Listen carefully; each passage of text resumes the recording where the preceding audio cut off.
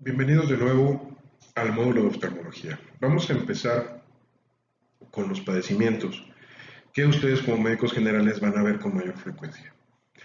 En oftalmología nosotros dividimos mucho nuestros padecimientos en síndromes. En este caso vamos a hablar de un síndrome que es el ojo rojo. El ojo rojo se caracteriza por la hiperemia que se manifiesta en la conjuntiva, como nosotros podemos ver en esta fotografía clínica. Entonces, a toda hiperemia, toda inyección en los vasos conjuntivales, en los vasos ciliares, eh, nosotros le vamos a conocer como síndrome de ojo rojo.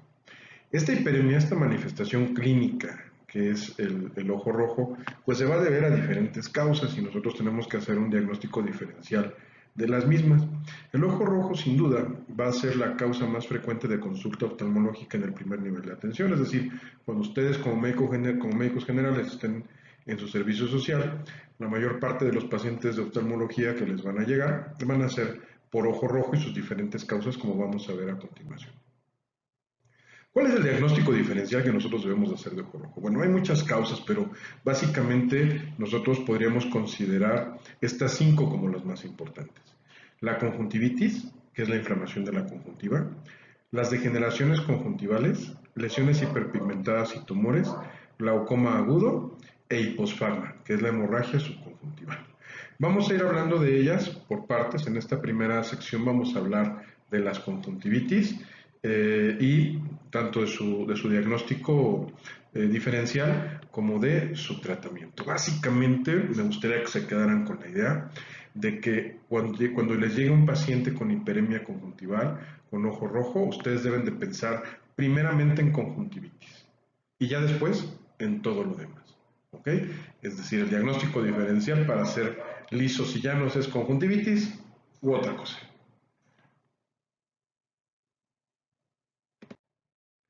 Muy bien, la conjuntivitis. La conjuntivitis es la inflamación de cualquiera de las porciones de la conjuntiva.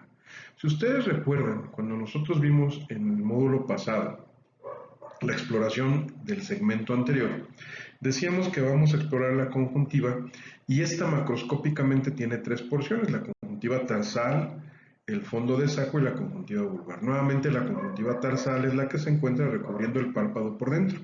Esta conjuntiva hace un repliegue y después cubre la esclera y se inserta en el limbo. En estas dos imágenes clínicas nosotros estamos viendo una doble versión del párpado superior. Y vamos a ver ahorita qué tipo de lesiones son las que estamos encontrando aquí. Entonces esta sería la conjuntiva tarsal. Aquí va a ser bien importante porque esto nos va a ayudar mucho al diagnóstico diferencial de la conjuntivitis. La conjuntivitis se puede clasificar de muchas maneras y de hecho esto suele ser bastante complejo. Yo estoy tratando en este capítulo, como lo hacemos en las clases de pregrado, de hacer una consolidación de toda la información para que a ustedes les sea más sencillo. Vamos a considerar, por ejemplo, que una clasificación de las conjuntivitis puede ser a partir de su etiología. Y entonces, a partir de su etiología, nosotros podemos clasificarla en infecciosa, traumática, química o alérgica, de manera muy general. ¿Cuáles van a ser las más frecuentes que ustedes van a encontrar? Las infecciosas y las alérgicas. Y de las infecciosas, las más frecuentes serán las virales, así como los padecimientos de las vías aéreas superiores, que las más frecuentes que encontramos son las virales, bueno, también las conjuntivitis. Las más frecuentes serán las infecciosas y las virales. Pero bien importante, hay otra clasificación que nos va a ayudar mucho también para el diagnóstico, que es de acuerdo a las manifestaciones patológicas que se encuentran en la conjuntiva, principalmente en la conjuntiva tarsal. Esas manifestaciones son básicamente dos, son los folículos y las papilas, por lo cual estas conjuntivitis pueden ser foliculares o papilares.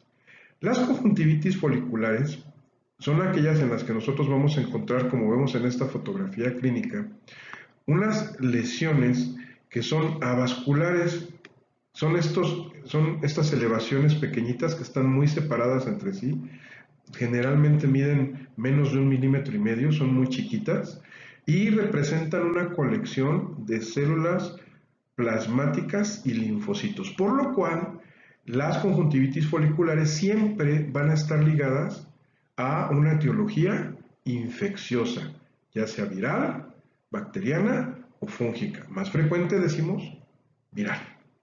¿Sí? Muy bien. Y las conjuntivitis papilares, es decir, cuando nosotros encontramos papilas, que es como esta imagen que está aquí, las papilas son lesiones más grandes, miden más de 1,5 milímetros, son lesiones que sí son vasculares. De hecho, es un tejido fibrovascular que se aglomera y forma esta imagen como de empedrado. Y las conjuntivitis papilares siempre van a estar relacionadas a la alergia. Y entonces, retomando lo que decíamos en un principio, en cuanto a la etiología, las conjuntivitis más frecuentes van a ser infecciosas, virales. Y después vamos a encontrar las alérgicas. Las infecciosas virales vamos a tener que tienen como hallazgo los folículos, al igual que las bacterianas y las fúngicas. Y las alérgicas van a tener como hallazgo las papilas. Si no encontramos ni papilas ni folículos, entonces podemos asumir que la conjuntivitis tiene otra causa, que pueden ser quemaduras químicas o físicas, o bien traumáticas o irritativas.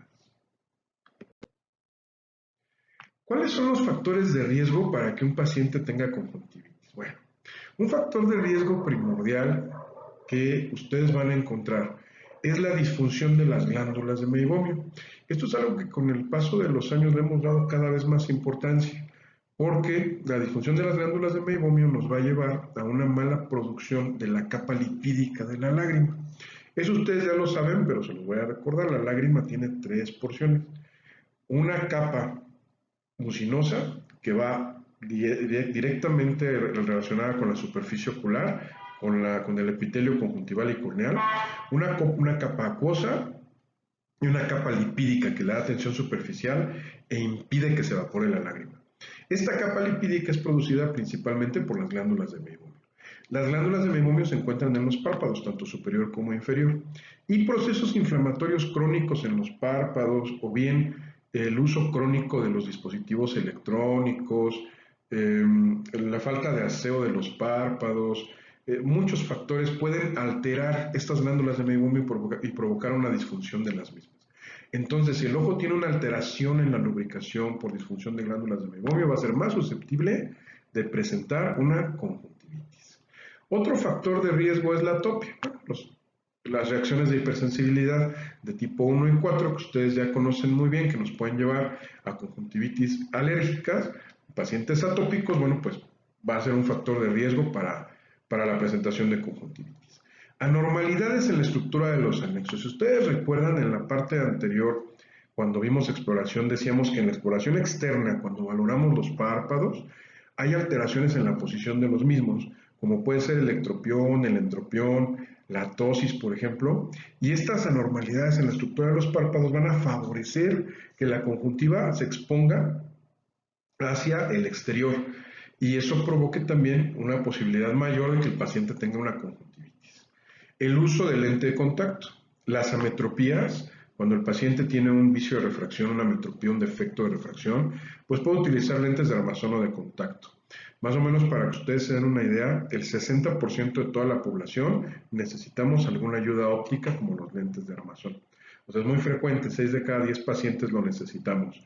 Y muchos de nosotros o muchos de los pacientes pues van a ocupar como una ayuda óptica los lentes de contacto. Los lentes de contacto serán un factor de riesgo también para el desarrollo de las conjuntivitis. Traumas o cirugías. Todo aquel paciente que haya sido operado de cualquier cirugía ocular, catarata, pterigión, cirugía refractiva con láser, va a ser más proclive a presentar conjuntivitis. Y por supuesto, trauma ocular. También el trauma ocular va a ser un factor que nos va a propiciar también la posibilidad de presentar conjuntivitis. Como un factor que nosotros conocemos de utilidad, que tiene evidencia clínica de que puede prevenir el desarrollo de la conjuntivitis ante cualquier factor de riesgo, tenemos, y lo sabemos muy bien actualmente, lavado de manos. El lavado de manos, ustedes saben que es fundamental, se los han repetido hasta el cansancio, están llevando cursos seguramente ahorita en el hospital sobre el lavado de manos. El lavado de manos es fundamental. Lo vimos ahora en la pandemia, es una medida que salva vidas literalmente. Y en relación a la conjuntivitis, bueno, pues será un factor de prevención primaria de la salud. El lavado de la cara. También el lavado de la cara es muy importante. Muchas veces nosotros olvidamos el lavado de los párpados, el aseo de las pestañas, y es muy importante que en el baño diario, esto se lo digamos a las pacientes, nosotros mismos también lo hagamos, lavar las pestañas y los párpados, por supuesto con los ojos cerrados. No compartir fomites, toallas, papel, por ejemplo, yo me seco la toalla y la dejo en el baño, me seco, perdón, los ojos con la toalla y la dejo en el baño. Eso no hay que hacerlo. ¿Por qué? Porque si nosotros tenemos una conjuntivitis, por ejemplo, viral, la podemos transmitir por fomites a otra persona. No compartir tampoco frascos o ungüentos si estamos aplicando algún tipo de tratamiento, por ejemplo, lubricante, que ahora es muy común por el uso de dispositivos. No compartir frascos o ungüentos. Y, bien importante, no frotar los ojos. Esto es prevención primaria de la salud para que ante pacientes con factores de riesgo nosotros evitemos el desarrollo de conjuntivitis. Muy bien. El diagnóstico de la conjuntivitis suele ser un poco complejo. Yo normalmente trato de consolidarlo en este cuadro. Espero que lo puedan fotografiar, que lo puedan guardar de alguna manera. Estas pláticas se van a quedar guardadas en YouTube y en Canvas. Entonces las van a tener a la mano, pero esto tenerlo muy presente, porque esto es la manera en la que nosotros podemos diagnosticar de manera más fácil las conjuntivitis. Vamos a hacerlo en base a una característica clínica que nos va a presentar al paciente. Hay que acordarnos, ¿cómo empezamos esto? Con el ojo rojo. Entonces el ojo rojo ahorita aquí ni lo vamos a tomar en cuenta, porque todos estos pacientes, todos estos cuadros clínicos van a estar acompañados de ojo rojo, de hiperemia. Entonces, ¿cómo podemos hacer el diagnóstico diferencial? Bueno, yo les recomiendo que lo hagan en relación al interrogatorio de qué tipo de secreción está presentando el paciente. Entonces, un paciente con ojo rojo que les dice que tiene lagrimeo, es decir, que tiene secreción acuosa, aquí cabe recordar que la secreción de los ojos está dada, ¿por qué? Por la lágrima. Los cambios en la estructura de la lágrima son los que van a evolucionar de una secreción acuosa, que sería un aumento de la lágrima, a una secreción mucoide. Cuando nosotros ya tenemos células inflamatorias en la lágrima, pues esta se va a tornar espesa y blanquecina, a una secreción mucopurulenta, cuando además de las células inflamatorias ya tenemos también colecciones de bacterias. Entonces, el tipo de secreción acuosa pues va a ser nada más lagrimeo, el paciente les va a decir que está lagrimeando mucho. La secreción acuosa se puede presentar en 4 evoluciones, puede ser hiperaguda, aguda, subaguda o crónica. Generalmente en las conjuntivitis nosotros la vamos a encontrar hiperaguda o aguda. La hiperaguda es aquella que se presenta en las primeras 24 horas a 3 días. La aguda es de 3 a 10 días. La subaguda es de 10 días a 2 semanas. Y la crónica es generalmente cuando el paciente tiene ya más de 2 semanas con el síntoma. En el caso de la secreción acuosa, la vamos a encontrar mucho más frecuente, hiperaguda y aguda. Y esto tiene una razón de ser. Cuando el paciente ya tiene más días, más de 10 días de tener secreción acuosa, generalmente se le van a añadir células inflamatorias y entonces ya vamos a encontrar secreción mucoide. ¿Ok? Entonces, por eso casi siempre el lagrimeo agudo por conjuntivitis, estamos hablando de que se va a deber, se va a encontrar en estas evoluciones hiperagudas o agudas. Estas pueden ser, la presentación puede ser bilateral o unilateral. Si nosotros tenemos ardor bilateral, hiperagudo o agudo, hay que revisar el fondo del ojo, decíamos. La conjuntiva tarsal. Y al revisar la conjuntiva tarsal, nosotros vemos si hay folículos o nada más hay pura hiperemia. Si hay folículos, entonces se trata de una conjuntivitis viral, porque hemos dicho los folículos se presentan cuando hay infección. Y si solamente hay hiperemia, entonces sería una conjuntivitis irritativa. ¿Por qué? Puede ser por ojo seco, puede ser por cuerpo extraño, puede ser por una quemadura física, por una quemadura química. Y generalmente, si es por cuerpo extraño, va a ser unilateral. Entonces, nuevamente, un ojo rojo con secreción acuoso, hiperaguda o aguda, bilateral. Si hay folículos es viral. Si no hay folículos y hay solo hiperemia, es irritativa. Si es unilateral, casi siempre va a ser por cuerpo extraño, pero si hay folículos, va a ser viral. Y si solamente es hiperemia, entonces va a ser irritativa. Bien, decíamos, cuando a esa secreción acuosa se le agregan células inflamatorias, entonces la secreción se va a volver mucoide, va a ser blanquecina. Se parece mucho al pegamento blanco, al resistol blanco que se utilizaba en la primaria para los trabajos. A eso se parece esa secreción blanquecina. Y esta puede presentarse de manera aguda, subaguda o crónica. Casi siempre como síntoma en la secreción mucoide vamos a encontrar el prurito y casi siempre va a ser bilateral. Si nosotros encontramos papilas, entonces esto es alergia. Y si no encontramos papilas, entonces es una irritativa crónica que puede ser que, pues pudiera ser un cuerpo extraño que ya tiene mucho tiempo ahí, o pudiera ser un ojo seco que ya se cronificó también, que ya tiene mucho tiempo. Si nosotros encontramos que esta secreción ha evolucionado a mucopurulenta, es decir, si ya tiene aparte bacterias, la presentación puede ser hiperaguda, aguda, subaguda o crónica. Aquí sí, con la mucopurulenta puede presentarse bajo cualquier circunstancia de evolución. Casi siempre estos pacientes con secreción mucopurulenta van a tener la tríada conjuntival: ardor, prurito y sensación de cuerpo extraño. Y casi siempre vamos a encontrar folículos. ¿Ahí qué nos va a indicar? Bacteria. Ahí ya va a haber bacterias.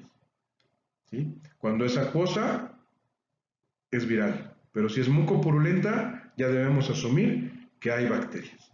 Y también la evolución. Por ejemplo, una conjuntivitis que empieza como viral y ya ha pasado a subaguda o crónica y empieza a tener secreción mucopurulenta, tenemos que hay que asumir que hay bacterias. Muy bien, esa sería la clave del diagnóstico. Ahora, ¿cuál es el tratamiento? Si nosotros tenemos una conjuntivitis, un ojo rojo con secreción acuosa que se presentó las primeras 24 horas o los primeros 3 a 7 días, tenemos ardor o tenemos sensación de cuerpo extraño, puede ser bilateral o unilateral, no hay folículos, solamente hay hiperemia, entonces es irritativa. Y entonces el tratamiento de la irritativa, que decíamos puede ser por cuerpo extraño, conjuntivitis física, térmica, química u ojo seco, sería básicamente el uso de lubricantes. Si se trata de un cuerpo extraño, pues hay que extraer el cuerpo extraño. Y si no lo pueden extraer, pues lo tienen que referir con un oftalmólogo al segundo nivel. Ahora, nuevamente, un ojo rojo con secreción acuosa, hiperaguda, aguda, es decir, entre 24 horas a 7 días, donde hay ardor pudiendo ser bilateral, sensación de cuerpo extraño pudiendo ser unilateral, pero hay folículos, entonces es viral.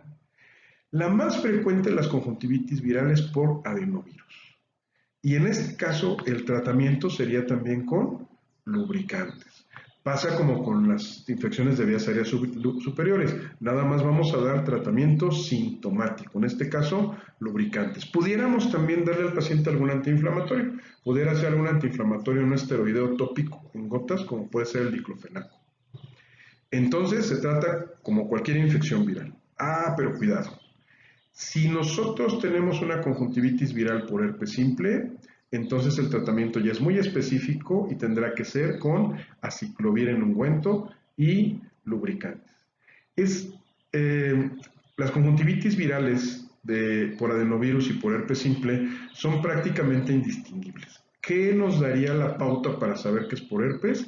La evolución. Una conjuntivitis viral por adenovirus generalmente es autolimitada y con lubricantes y antiinflamatorios en 3 días tiene que ceder. Si vemos que han pasado más de 3 días, 5 días, una semana y no ha cedido, hay que sospechar fuertemente que se trata de herpes simple. y hay que iniciar tratamiento con aciclovir. Esta además se puede presentar con una queratitis herpética, que eso lo vamos a ver más adelante cuando veamos las urgencias oftalmológicas. Muy bien.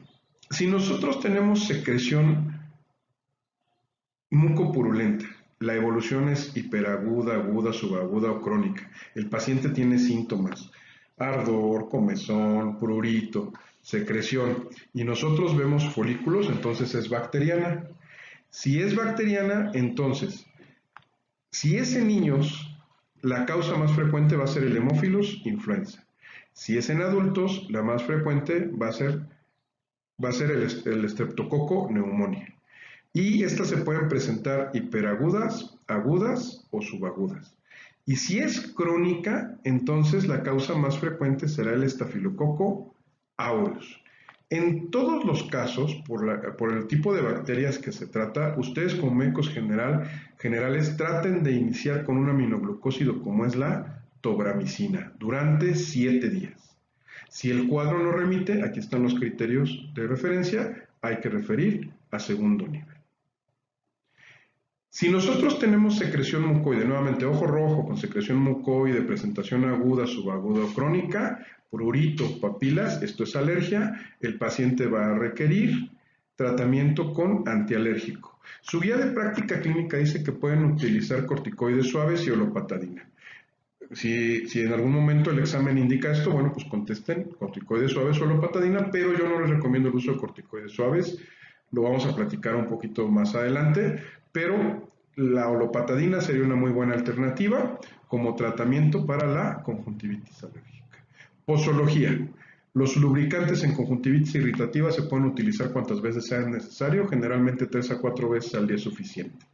Conjuntivitis viral, lubricantes también 3 o 4 veces al día. Si se trata o sospechan de una conjuntivitis por herpes simple, el aciclovir en ungüento se aplica cada 4 horas durante 14 días. En la bacteriana, la tobramicina, la posología sería una gota 3 veces al día durante una semana. Y si no, remite el cuadro, como están aquí los criterios de referencia, para que los revisen, se tiene que referir al paciente a segundo nivel. Y en el caso de la conjuntivitis alérgica, la olopatadina se puede utilizar durante largo tiempo, 1 mes, 2 meses. Muy bien, ¿cuáles serían los criterios de referencia? Como decíamos hace un ratito, nosotros ya le dimos tratamiento, por ejemplo, para cualquiera de estas, y no mejora en 7 días, o sea, no hay ninguna mejora, sigue exactamente igual, hay que referirlo. Si no se resuelve con tratamiento en 10 días, hay que referirlo. Es decir, si no se quita el cuadro, hay que referirlo también. Alteración de la agudeza visual. ¿Se acuerdan lo que hemos estado platicando? La agudeza visual nos da sentido de urgencia. Paciente que además de las molestias, ardor, sensación de cuerpo extraño, prurito, tiene mala agudeza visual o ha bajado la visión, refiéranlo de inmediato. ¿Ok? Y, por supuesto, reinfección en un lapso de 4 semanas. Es decir, ustedes le dieron tratamiento, el paciente se recuperó, vuelve a tener un cuadro similar, ya sea de reinfección, en la guía de práctica clínica dice reinfección, pero un cuadro repetido de una conjuntivitis, también hay que referirlo. Muy bien, espero este cuadro sea suficientemente claro, estúdienlo, analícenlo y nos vemos para ver el siguiente tema en el siguiente video, que son las degeneraciones conjuntivales.